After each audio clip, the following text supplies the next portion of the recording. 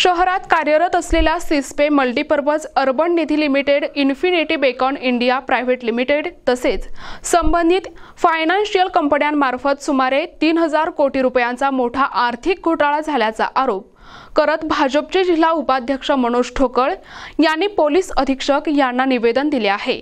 त्यांनी घोटाळ्याशी संबंधित अनेक कंपन्या आणि व्यक्तींची नावे देत खासदार निलेश लंके यांच्या संशयास्पद भूमिकेची चौकशी करण्याची मागणी केली आहे।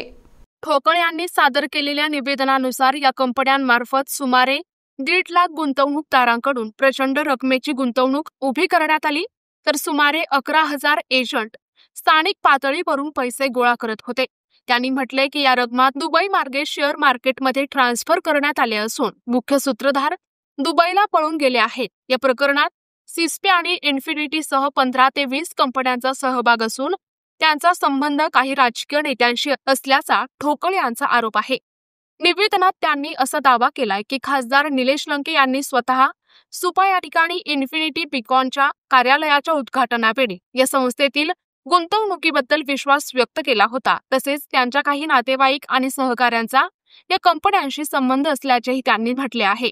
सोबतच खासदार लंके यांचे आणि संबंधित आरोपींचे फोटो आणि व्हिडिओ सोशल मीडियावर व्हायरल असल्याचा उल्लेखही ठोकळ यांनी केला असून सर्व बाबींचा तपास करू सत्य परिस्थिती जनतेसमोर आणावी अशी मागणी त्यांनी केली आहे।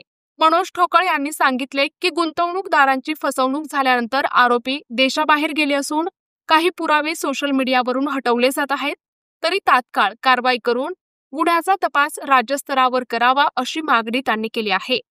सर्व गुंतवणूकदारांसोबत पोलीस अधीक्षक कार्यालयाला भेट दिली आणि पोलीस अधीक्षक कार्यालयाला भेट दिल्यानंतर त्यांना निदर्शनास आणून दिलं की या सिस्पे इन्फिनिटीच्या गुन्ह्यामध्ये आज निलेश लंके साहेबांचा हात आहे, निलेश लंके खासदारांचा हात आहे। मग हा खासदारांचा हात कसा आहे, त्यांचे फोटोज दाखवले, काही त्यांचे व्हिडिओ दाखवले आणि त्यांनी एसपींना म्हटलं की साहेब गुंतवणूक गोळा करणाऱ्यांच्यावर कारवाई करू नका। काय उद्देशाने बोलले, म्हणजे गुंतवणूक गोळा करताना हे बरोबर होते, गुंतवणूक गोळा केल्यानंतर पण हे बरोबर होते, म्हणजे आणि परत यांना वाचवायला पण हेच आहेत, म्हणजे हेच निलेश लंके मुख्य आरोपी आहेत। हे पोलीस अधीक्षक कार्यालयाच्या निदर्शनास आणून दिलं, परंतु जर याच्यावर पोलीस अधीक्षक कार्यालयाने कारवाई केली नाही तर आम्ही याला या पोलीस अधीक्षक कार्यालयाला आरोपी बनवून आम्ही कोर्टामध्ये खेचणार आहोत। त्याबाबत सबूत पुरावा आहे आमच्याकडे। निलेश लंकेबरोबर आरोपी दिल्लीमध्ये संसद भवनामध्ये होता। अशा पवित्र भवनाला अपमानित करण्याचं काम हे निलेश लंकेंनी केलेलं आहे।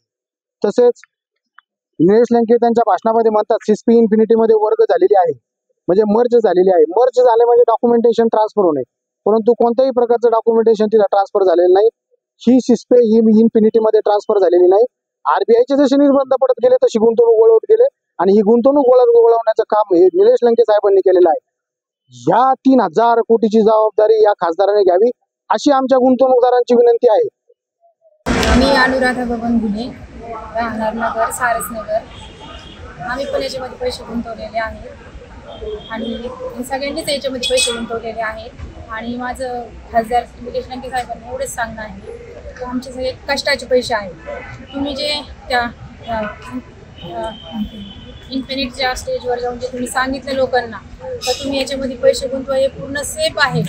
तुमच्यावर विश्वास ठेवूनच लोकांनी त्याच्यामध्ये पैसे गुंतवलेले आहेत। तुम्ही याची काळजी घ्यायला पाहिजे होती, तुम्ही घेतली का नाही ते बघा। आता तुम्ही जे तुम्हाला जे वस्तूच्या गिफ्ट मिळतात, तुम्हाला सगळ्या पेनापासून चपलापासून, पण आम्हाला काहीही गिफ्ट मिळत नाही। आम्हाला कष्टच करावं लागते आणि नंतरच आम्हाला ती वस्तू मिळते।